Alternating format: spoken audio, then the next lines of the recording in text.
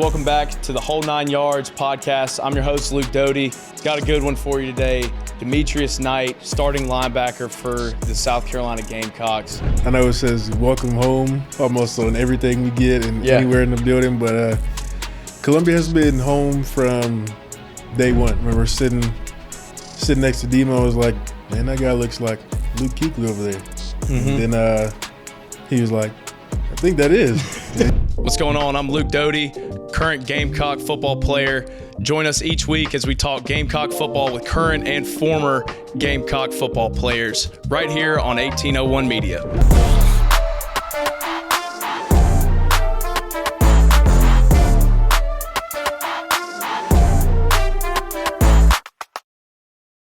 All right, guys, welcome back to the Whole 9 Yards podcast. I'm your host, Luke Doty. Got a good one for you today. Demetrius Knight, starting linebacker for the South Carolina Gamecocks.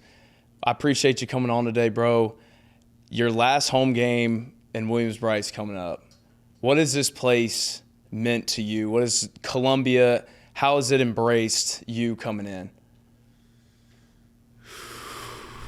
I know it says welcome home almost on everything we get and anywhere in the building, but Columbia has been home from day one since the official visit. I guess I was a little skeptical just because, every place is like, oh, this is home. And then after the official visit, it just goes, back to flatline. It's not really what they advertise, but just like Coach Beamer told me and Coach White and Demo, what you get on the official visit is what you're going to get afterwards. Right. And it's been nothing but family, people checking in on my wife and kids back home without me having to be, like the middleman, trying to go through me to get to them. They're going past me and over me, and it's great because I don't have to worry about it. I can worry about, getting the game plan, playing my best game on Saturdays. Yeah. So them being happy is what makes me happy. And when I'm happy, I get to play football very well. That's awesome. It's been home for us, even though Georgia's home. This has felt like home, so it's been great. Dude, that's the crazy thing. It's like when Beamer and his staff got here, that was one of the things that I noticed. Like you said, it's the welcome home. You see it everywhere, and you've been through it. Like you go different places, and you get the same message every time, and one of the things that's definitely stayed consistent is like you see kids running around the building on Sundays, like you see everybody's families, and I think that's just the coolest part, and just having that, or like having your family get to experience the same stuff. Yeah, it's amazing. Yeah. So you get to Georgia Tech right out of high school. You're a quarterback, and they tell you, hey, we want you to play linebacker. Talk about that transition, kind of what that was like for you. Man, not many people know about this story other than my strength coach. Yeah, that was at Georgia Tech, but that was probably the hardest transition of my life. Go from one side of the ball to the other. One side of the ball to the other. I'm a quarterback that doesn't like getting hit, and I have to do the hitting. Right. Don't know what a pull is. I don't know what a pull is. I don't know what a box, spill. I don't know. They're like, hey, match 3. I'm like, who is 3? Learning a whole new language. Terms I've never heard before in my life. And going through that first fall camp was brutal. I'm getting thrown in gaps by the will linebacker because he's reading things faster than I am. And he's like, you gotta go. He's throwing me in gaps. I'm getting grabbed by old linemen because I don't know how to get off blocks. Right. I won't lie to you. It was grueling. Every practice, socks and jerseys soaked after every practice just because I'm just constantly running. Yeah.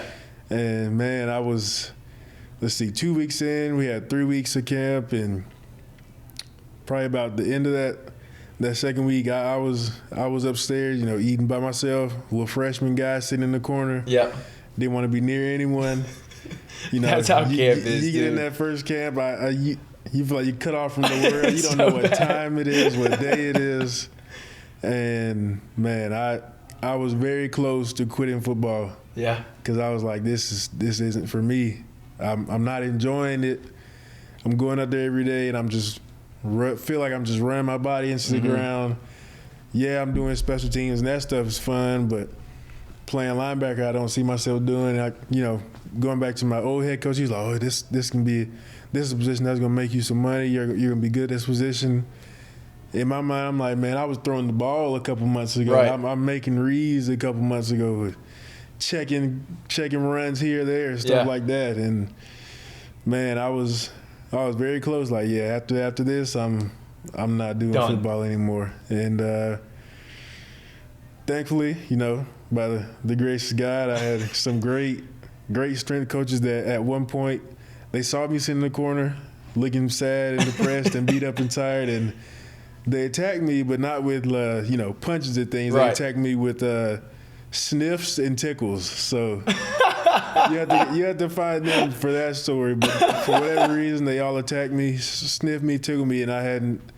To them, I hadn't stopped smiling since. And then that kind of changed things around. That's for amazing. me, and found myself at our first game at Clemson, college game day. They just won the national championship. Mm-hmm. Trevor Lawrence, T. Higgins, Yeah, they had a crew. The whole crew, and I found myself out there running down on kickoffs. Best starts in my career. That's amazing, dude. That's an amazing story. I guess, man. Just going from so I've gone through, I've gone through a couple position changes, and I've never gone through one quite like that.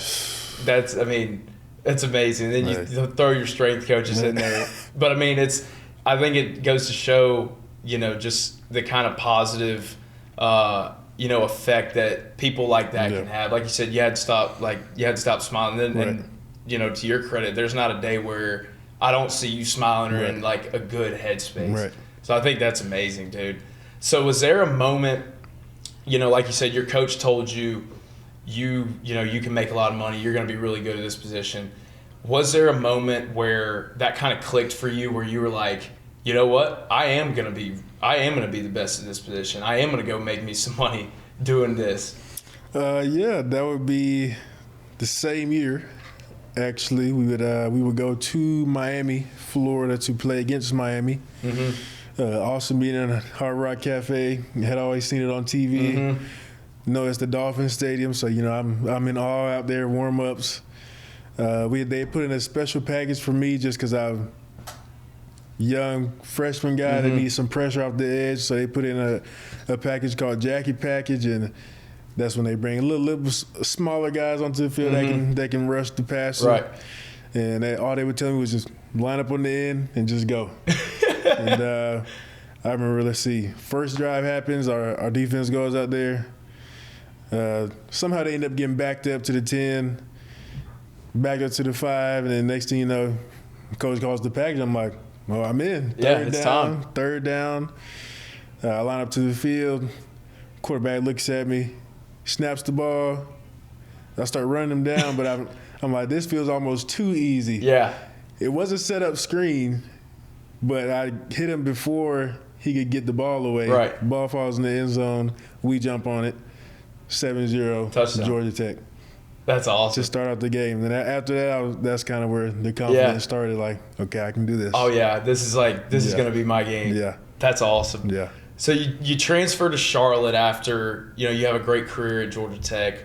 I read you were leading the conference or leading the team in tackles, first team All AAC.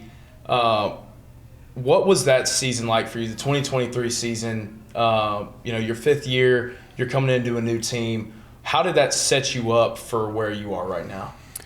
Yeah, I wanted to challenge myself at Charlotte. I knew at Georgia Tech I'd been behind some great linebackers.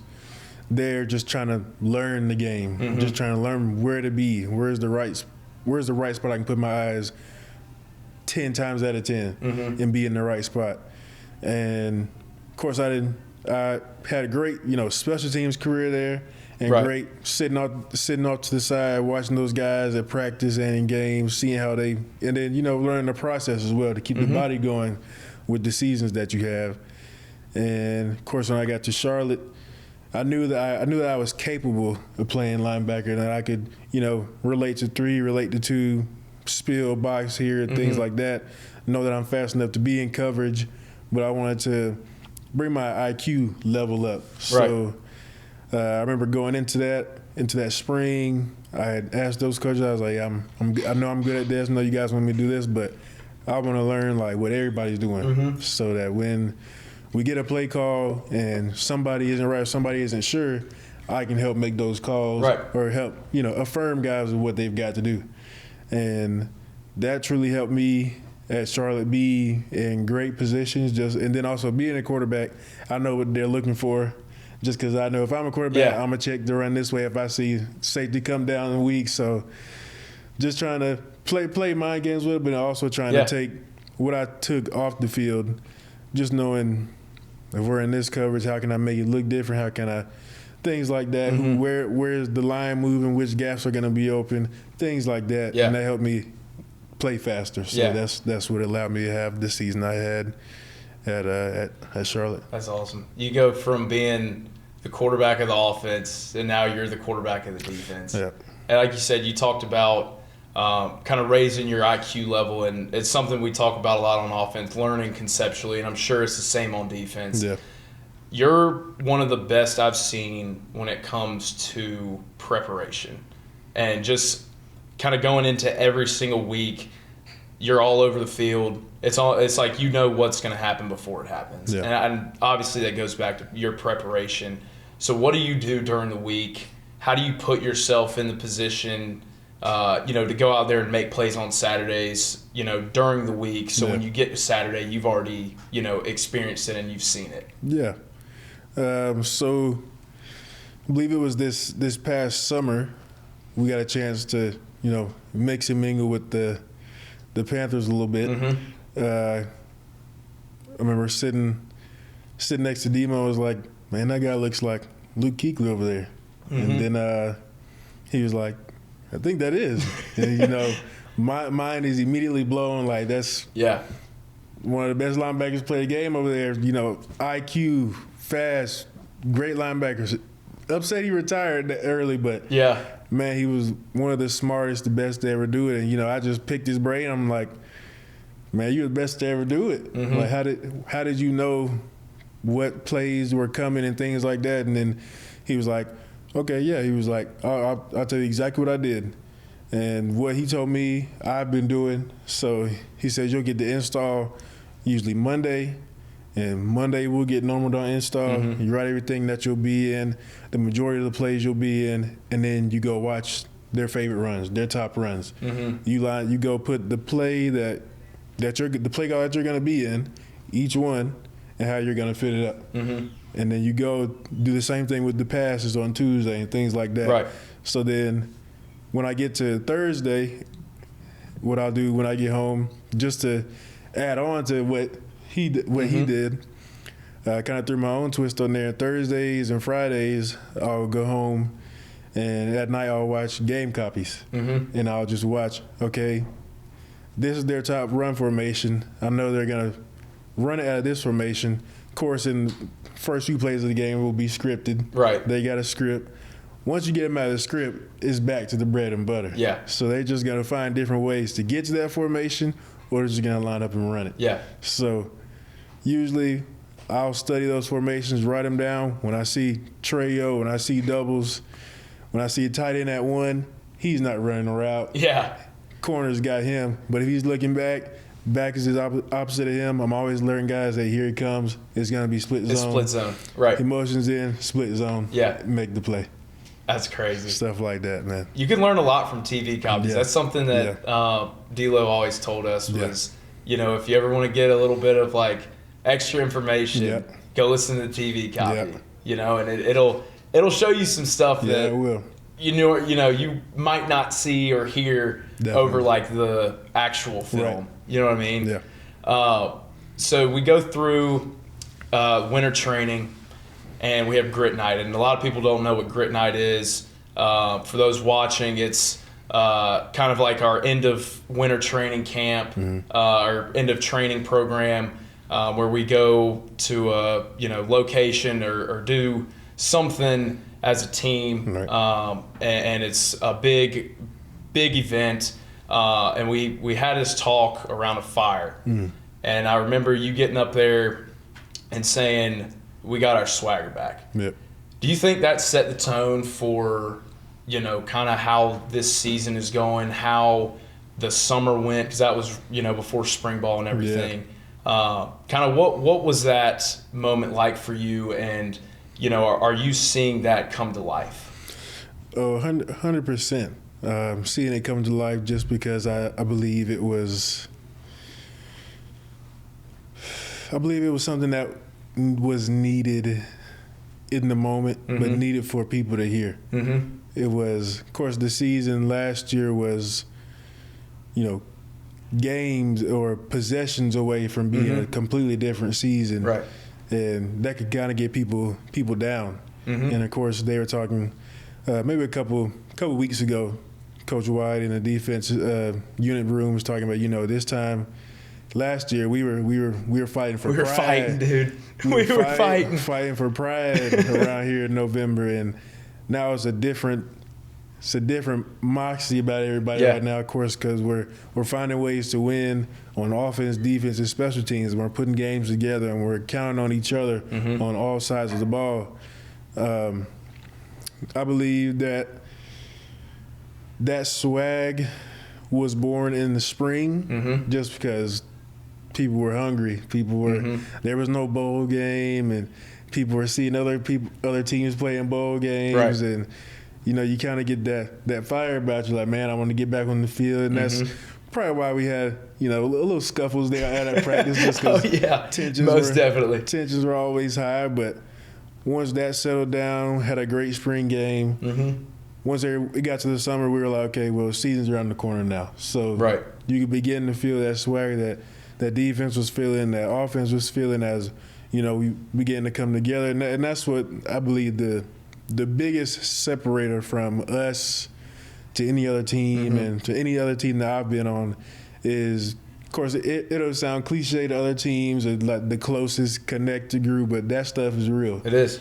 I remember at Georgia Tech, we did during the 2020 year, even though it didn't go the way we wanted to, everybody was willing to run through a wall for everybody because of how close we were. The year after that, and we had, again, not a good year because, you've got cliques here, and here. But here, it's not forced, but, doing things like going whitewater rafting, doing things like that, doing grit night where you got to count on different people, not just people in your position group, but putting you with different groups, carrying that medicine ball through a tall grassy field, not knowing where you're going, tied together through a rope, and just trusting each other. That builds moments like we've been talking about recently, and those moments stick with you, and you get outcomes like this past weekend, and those things keep rolling. Yeah. So is there a moment where you kind of realize just how far we could go, like in a game or practice, any time during the season, like where you kind of sat back and you're like, man, we're gonna do this thing? Because I remember me and you talked about it the other day. How kind of no one expected it, and it's like, sure, no one expected it, but we knew, and it's, was there something, for you that you kind of looked at it and you were like, this is it, like, we're going to do this? For me, it was, even though it didn't go the way we wanted it to, for me, it was LSU. I think people were like, they're wondering if we were going to show up, I think. And we did.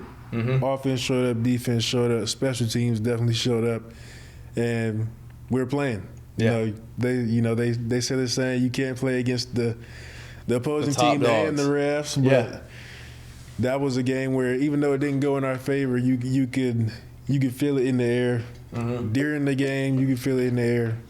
At halftime, you could feel it in the air after the game with the bitter taste in the mouth, but everybody was eager to get back to practice that next day. Right. Because it's like, we don't want to feel like this again. We had it. We let it slip away. That's a good team over there. And we had a choke on them. We just couldn't finish it out. That right there is when I knew, I guess the next morning when everybody didn't come in, sulking and sad, like it's easy to come in and be, oh, we lost. Everybody's like, let's get back to work. Get back to work. That's when I knew, we we can do this. It wasn't what we wanted, but this is what we needed. Dude, and that's something that I've noticed, especially this season, is that no matter what the outcome is on Saturday, we all still come back on Sunday, and it's just like I said, win, loss, win, lose, or draw. No matter what happened, it is like it's over, it's done. Like, we're back to work, and it's like I think that goes to show just the kind of team we have. You know what I mean? And it's a group of guys that truly love being together and truly enjoy each other's company and presence. And that takes you far, you know, when it comes down to those games. And you look at all the games that we've been in this year, it's like everybody is for one another and everybody is rooting for whoever's out on the field. And I mean, it takes you so much farther than you think. Yeah, absolutely. You play on defense, you play on special teams, like you mentioned. What about your game makes you so special when you're out there on the field? It has to be my ability just to communicate and see things and let people know, because I know it's Nick E. He calls me Huncho when I'm out there, just because. It's a good name. I'm calling everything out. I'm seeing stuff. I'm seeing where the quarterback's looking pre-snap. I'm seeing how people are lined up, because when you get out there, D linemen get out there, DBs get out there, they're looking at, you know, DBs are locked in on their man if it's zone or if it's man. So they're not usually going to see the entire formation. Of course, T. Gray does a great job making sure they see the entire formation. He definitely does. Definitely does. But, you know, sometimes you get in those games, you get in the heated moment, the crowd's behind us. Sometimes sometimes the far corner doesn't get the call. So he's just going to look at his man. I can let him know, especially when it's a tight end at one, or running back at one, or, you know, it's empty. I kind of do it sometimes. I've got a picture where I did it ODU. I kind of try to calm everybody down and have everybody do this. So they'll, especially when they do a check with me, because, you know, they're trying to get into the perfect play call, go against what we've got called. But of course, I got the green dot. I'm listening to Coach White. But you can feel a little tension when, you know, they got to check with me or looking to the sideline to check the play. DBs are looking like, are we checking the play? You get everybody. Hold everybody, hold it. And if we're playing it, I'll say play it. If we're changing, I'm going to change the call. But when I'm on the field, I like to be demonstrative, making sure that what I know is good information. Kind of like what Coach Day told us in, you know, the summer. I have information, everybody has to know it. So when my film study helps everybody else. So, yeah, even though everybody else does study film as well, but my film study may help, you know, Bam or Debo next to me see something that they may have not seen. It's the same vice versa. But definitely being vocal, which I was not in my young days, but I see, you know, watching from guys like Fred Warner in the league, he's always talking. Like, hey, watch him right here. Most of the time he's right. So, and then, you know, having that key to you, you know, you kind of gain respect from offenses, because they're like, okay, he knows what he's doing. We got to run it away from him. So, it's pretty nice. That's the funny thing is when, you know, we're in camp and spring ball, that was always something we had to account for. It's like, all right, this guy knows what's going on. Let's make sure that we get in the right spot, because he's going to get the defense in the right spot. So we kind of, you know, not game plan, but I mean, that's obviously something that, you know, we did when we're in camp and spring ball. But I think that makes it difficult for other teams, especially they go back and watch film, you know, on you and our defense, and just the success that we've had this year on defense. And it goes back to, you know, playing for Coach White. Like you said, you've got the green dot on your helmet. You're in constant communication with him. You've played in a couple different defensive systems. What is it about Coach White and just the system that he has for you guys, and just being able to put you in position to succeed? How has that been for you, just learning from him? It's been phenomenal. You know, he's had time in the league, so he's brought that to the linebacker room, and we watch a lot of NFL tape, watching how a bunch of the NFL guys get, how they make their money, how they make their bread and butter on Sundays, Thursdays, and Mondays. Right. I would say the thing that makes this defense different from others, at Charlotte, it was a lot of, getting the front set, and if the tight end flips, you got to get him reset and things like that. With our D-line, which is, a bunch of animals up there. It's not, you don't have to worry about getting them set up. Right. They know, of course we got Hub and, we got T-Rob, we got Sterlu. They do a great job of making sure those guys are locked in so that we don't have to correct them, so that we got to make checks with the back seven, we can do that. Yeah. And, of course, if they're blitzes, we got to let them know just so we're not both in the same gap. But other than that, they're usually on their P's and Q's, and they help us play faster. So we're not having to say, hey, set the 3 technique to the right or to the left. That helps us as linebackers take a lot more off of the table that we have to study and put into game plan. Because, at Charlotte, it was pretty hard just because you got to set them here. Then you got to look at the splits. Then you got to get in the perfect play call. There's a lot you got to do. Yes. But here, that's why I was surprised when I got here. I'm like, we're probably going to have to set the front. He was like, one of the first things he was like, we don't set the front here. He was like, they set themselves. I'm like, that's perfect. Nice. That one makes less my thing job, off your plate. Yeah, that makes my job so much easier and just play ball. Yeah. So being able to take that, that layer of thinking out the mind and just knowing, okay, if they're setting themselves up, I know I got the running back in this play, I'm going to play the running back. Right. I know I got coverage in this play, I'm going to go play coverage. And simple as 1, 2, 3 on that one. So it's been great playing for him, been playing a great ball. That's awesome, dude. That's awesome. And you got a lot of guys around you to help you, too. Like you said, you got Debo, you got Bam, you got a deep linebacker room. Yeah. What's it like playing with those guys and just having those guys behind you and with you out there on the field? Yeah, those guys truly complement each other, but we also complement all 3 of us complement each other. Right. When we go out there, of course, we have the standard that there's no drop off with whoever's out there, and when you're not out there, you're helping get the signal in, you're helping people, you're helping point things out on the iPad when you come back to the sideline. Right. You're asking, hey, how's this block look? How's this look? Move your angle this way on a blitz entry, things like that. So we definitely complement each other. And being with those guys also helped my game open up, just being able to see that they both play Will and I play Mike majority of the time. But those 2 let me know what they see from the Will position so that I can see the game from a whole nother perspective, so that when I know if they've got like this week or next week or whenever it's installed, if I know they're going to be playing, off 2, I know if 3's to the field and he goes under, I got to take him because he's not looking at 3 coming back this way. So I can't just say push and then he's got to play.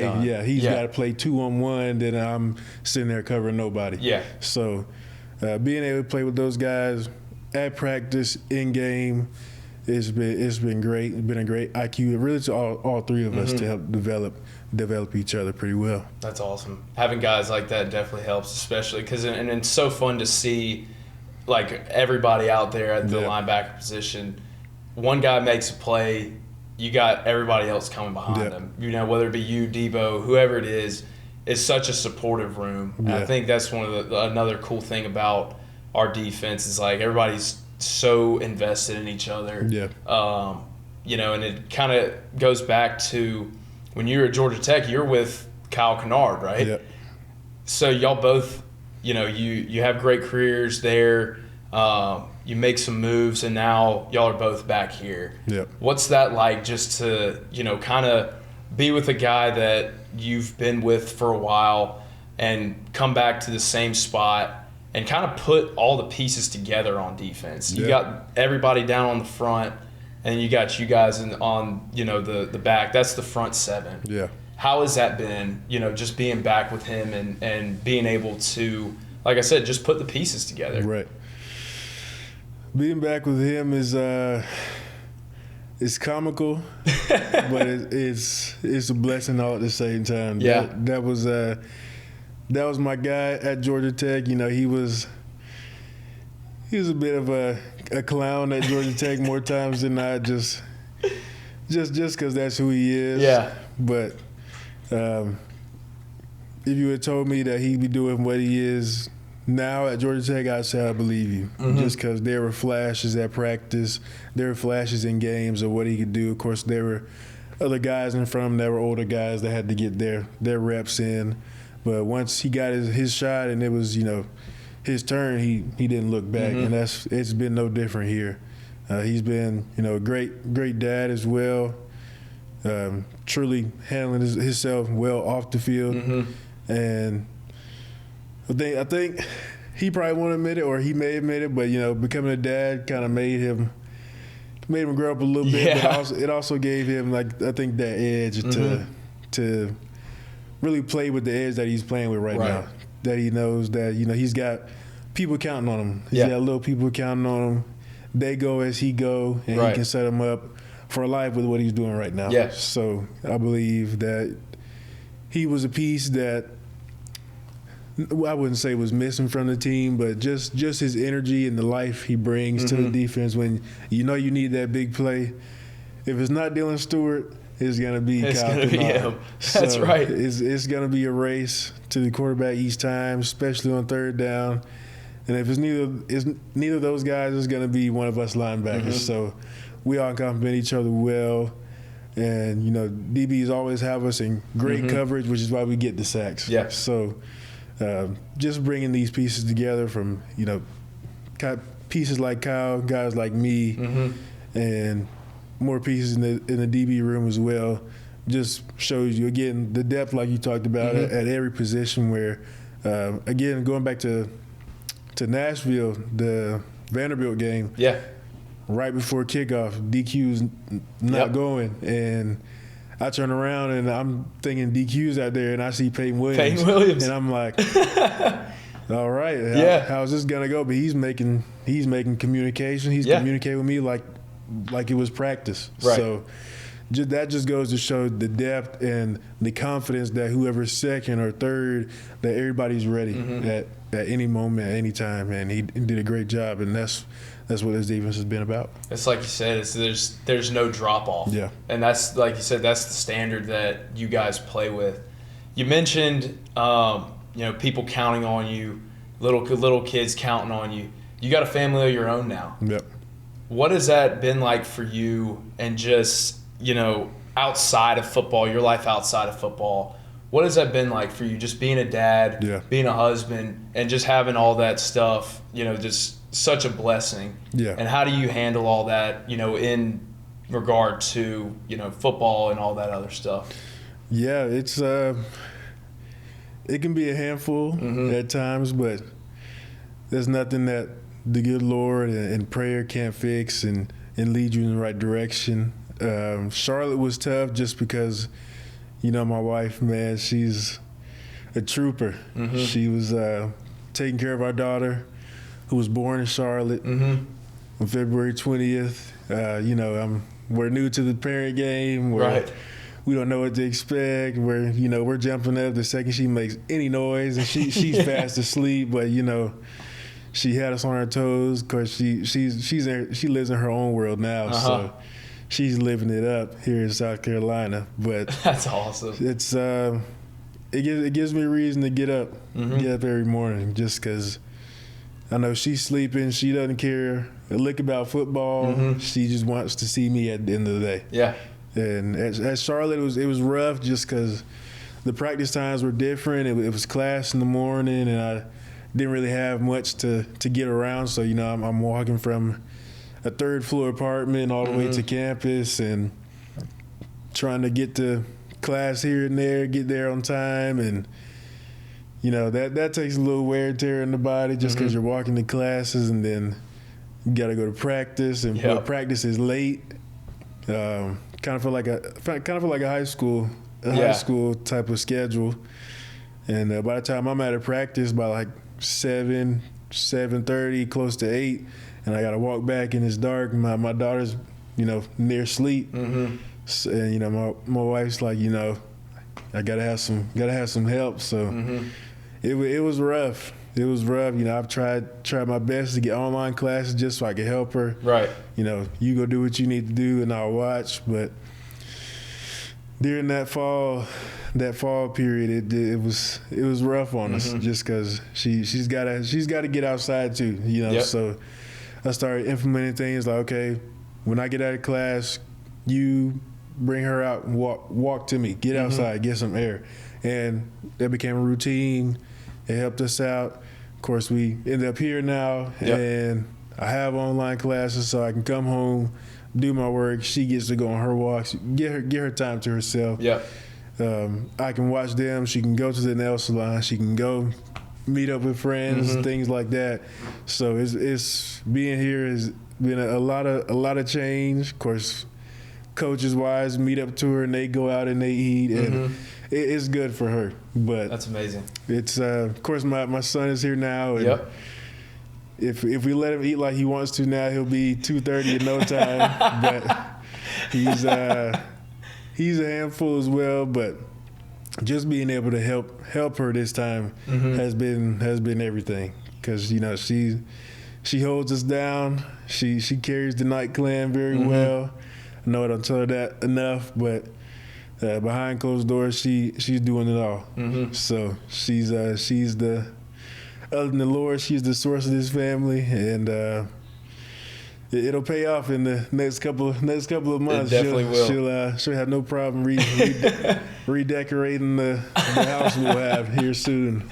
That's awesome, dude. And y'all won't have a problem at all because of what obviously what you've done and just the success that you have had, and you're gonna do great things for your family, man. And it's just so cool to see that. And you talked about faith and family. You're a humble guy. You're a man of God. How has that impacted your life? And, how have you brought that into your family and just everything that you do on a daily basis? Yeah, that's something that was ingrained in me, of course, as I was a kid. Parents, my dad is a pastor himself back in Georgia. Mom is heavy on faith, great woman of faith. And they always told me at church, you can put your faith in Jesus, but that's not a decision that we can make. That's one that you on your own will have to make. And it would most definitely be the best decision I ever made. Of course, I didn't understand at the time. I'm just 10 years old, and I'm like, I believe you rose again, but I believe you don't really form that relationship until years like now, until times like now where you're understanding the world a little bit more. You're off on your own. You have your own family. You're living your own life. Right. And there are highs and there are lows, and there's got to be somebody that you turn to. For a lot of people, that's different things, different substances, different people, and things like that. But for me, it's always been the Lord. It's always been my faith. It's always been Jesus, just because he's always shown up in the good times where things are high, and even in the bad. I remember, talking to Dave Spalding in the locker room, where we're always having those evangelic talks in the locker room before practice. But we're always talking about, nothing is done on accident. Everything happens for a reason. And, he says in the Bible, you may not understand what I'm doing now, but soon you will. So that's what I took Georgia Tech for. That's what I took Charlotte for.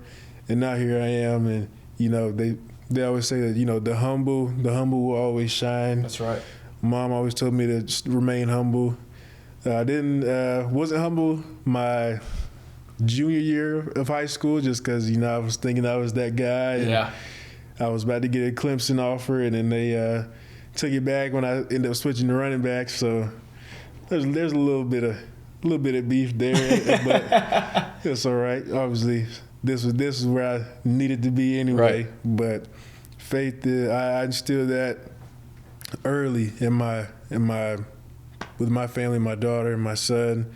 Of course, I pray for this team. I pray for the away teams. Just their travels and travels of their fans and things like that, just because everyone can use prayer, and prayer always works. But I always pray for my daughter at night, same for my wife, and that's another reason we get along so well. We're rooted in faith, and that's that keeps the marriage healthy as well, being rooted in faith, just with all the trials that go on there. But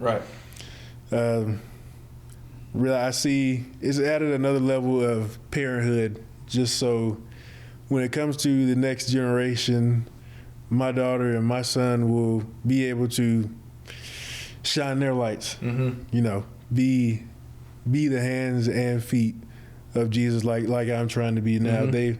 I'm praying that they're able to do that a lot younger than I am, so I try to instill that in them now. They don't know I'm saying the Lord's Prayer, but eventually they will, and they'll know what it means, and they'll jump into their own journey with the Lord. But instilling it in them now, just so it's over them, just so it's in them, just so they see it, is what matters. And then having them put their faith in Christ is going to be everything. Just to know that, okay, I help them, and now they can help others.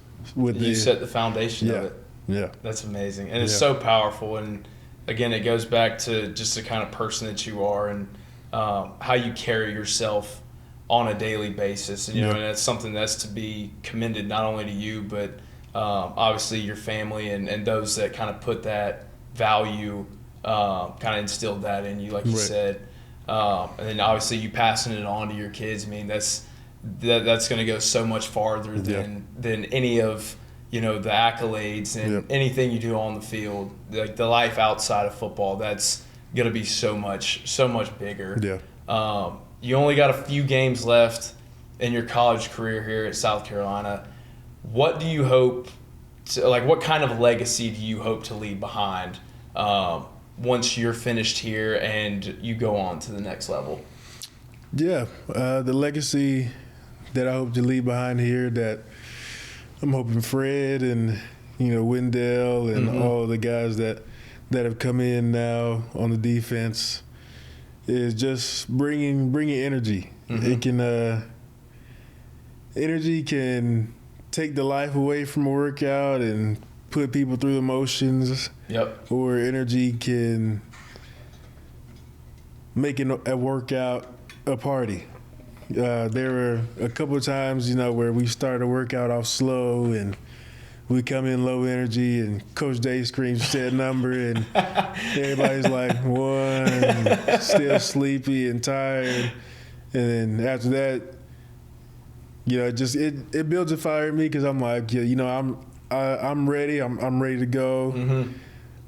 I'm ready to get this thing started. Trying to get better, because I can't stand the thought of other teams and other players, other linebackers, running backs, quarterback, tight ends trying to get better than I am.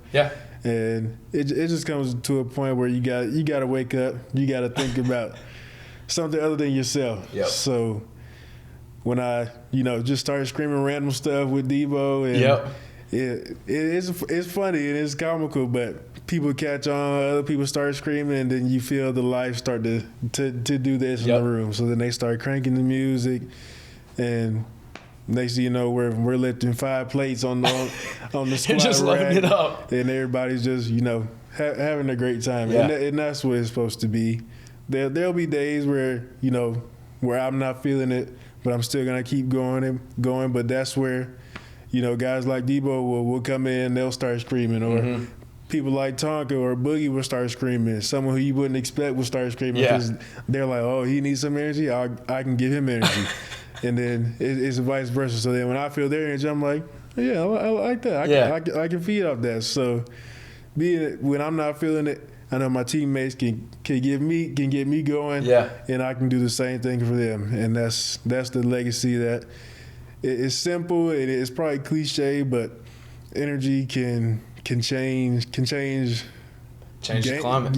It can change games. So it definitely can. You come out there flat and you're in for a dogfight, but you come out there hyped up, energized, and everybody's all on one accord, you'll have no problem, taking care of business. That's so funny that you said that, because that was my last question was, I go work out with you guys, or I think we had like some big team workout right before we did like our PRP stuff. And it was like all the offense, all the defense, and that was like truly the first time that I think, because you know how the summer was, like all the position groups or offense, defense split up. That was like the first time that everybody was like truly working out together, just because, you know, of all the stuff going on. Right. And I remember going out there and like y'all are just yelling random words. It was so comical and so funny to me because I had no idea what was going on. Right. And I guess you kind of mentioned it right there. Like that's how that started. It was just everybody kind of like need a little bit of energy. So you look to your teammate to lift you up. That's how it started, huh? That's basically how it started. You know, Coach Day and Coach Tip talked about doing anaerobic and aerobic exercises. And then, we just kind of thought about the word, and Devo was like, aerobic. And he screamed it. And I was like, I like that. I screamed it back, and, you know, the aerobic screams were born. They were born. That's so funny. And it's crazy because it carried over like to fall camp to like today. Like I think there has been a different word like every single day. Every day. And I talked to Debo about this. The class that we're in right now, I was doing some research on. We had some discussion post. You know how those things are. Yeah. And I was doing some research on the, you know, tactics to get you going and stuff like that. And what do you know? That was like one of the main things, just like finding, I think it's called cue words. And it just find words to like, you know, get you going, get you in the right headspace. And it's something I never, you know, unconsciously you don't think about it, you know, when you're out at practice, but like you can feel it when when everybody's just saying random stuff. That's it. You know, being loud, bringing energy. Yeah. And I think you and Debo, y'all made a great point. Like every single time, like every single practice that we've done it, it's been great. Like I think this has probably been the best year of just practice, like in general. Because I mean, you know how practice can get.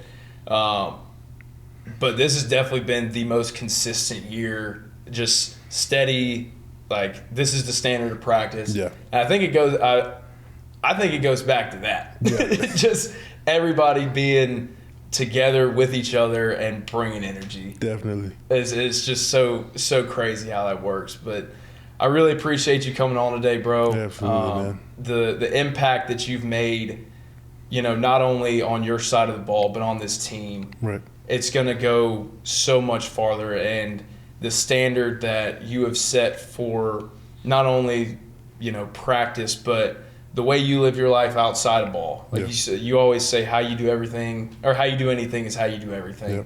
And I think that is one of the best things to live by. So I can't tell you how much I appreciate you, and you know, you're going to go on and do big things for yourself and your family. So I really appreciate you, bro. Absolutely, man. Appreciate you. Appreciate the opportunity, man. No doubt.